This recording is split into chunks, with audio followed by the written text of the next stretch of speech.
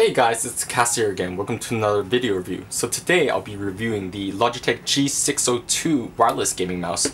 So this is another wireless gaming option from Logitech following their G700S re-release. I guess of the G700, they also released the G602. So the G602 is, I'm going to be talking about its price, build quality, weight and dimensions, and mainly I'm going to be doing a lot of comparisons between this and the G700S and which one's better. And also I'm going to be talking about just how this compares as a wireless gaming option and how it compares to wired options.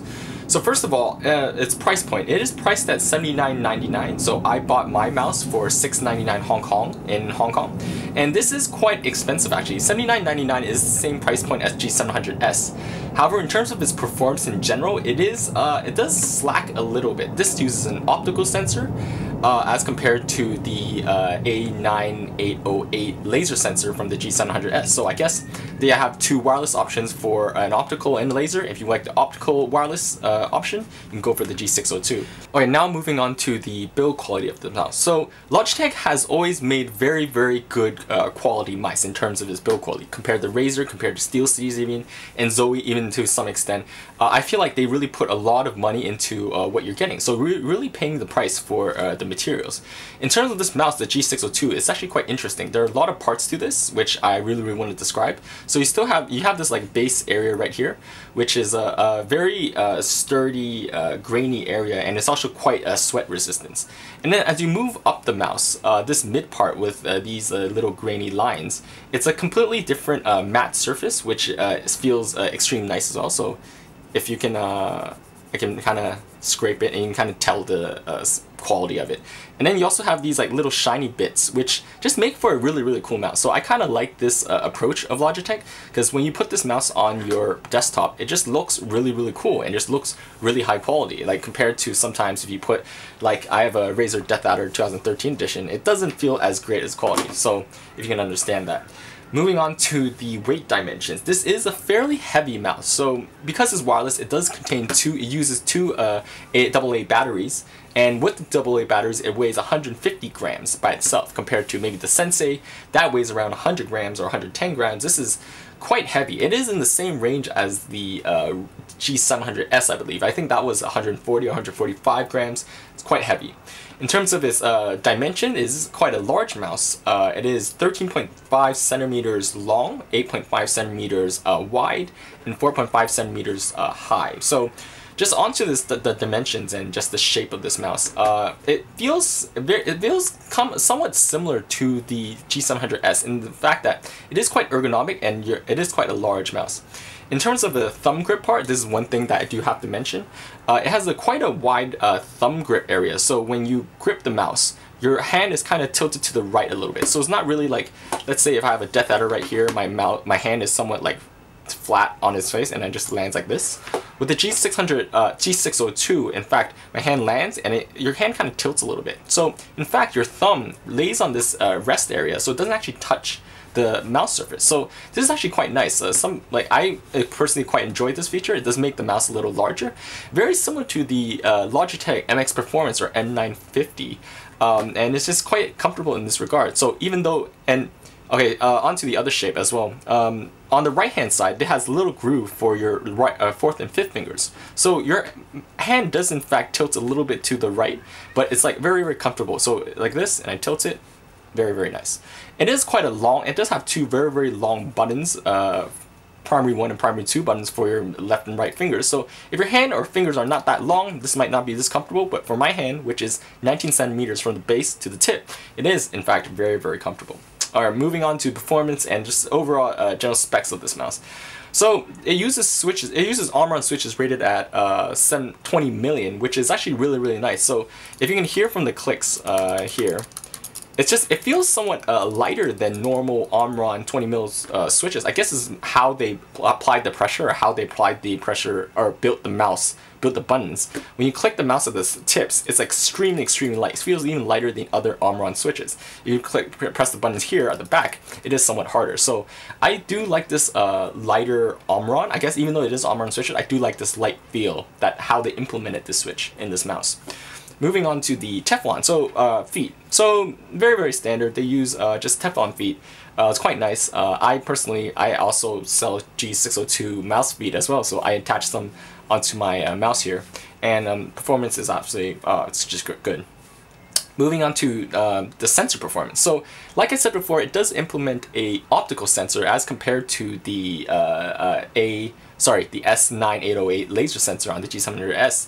This implements a A3050 optical sensor. So it is not exactly the top of the line public sensor like the 3090 or like the sensor here on the Razer Delta, the 3988. The performance is actually not that it's still good, but not as up there, I guess. It ranges from, you can adjust it from 500 to 2500 DPI, so it doesn't really scale up to about 4000 or 6000 DPI like the A3090 can. Sorry, I went just blank. My mind just went blank. So, but in terms of performance, if you don't need that high of a DPI, the mouse actually performs quite well.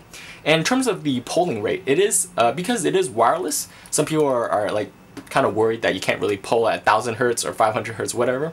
But this mouse, supposedly, it does pull at 500 hertz. And at 500, I don't really feel that much of a lag, even though it is wireless. So that's quite good. Like on a practical standpoint, when you're actually gaming, it's really not too bad.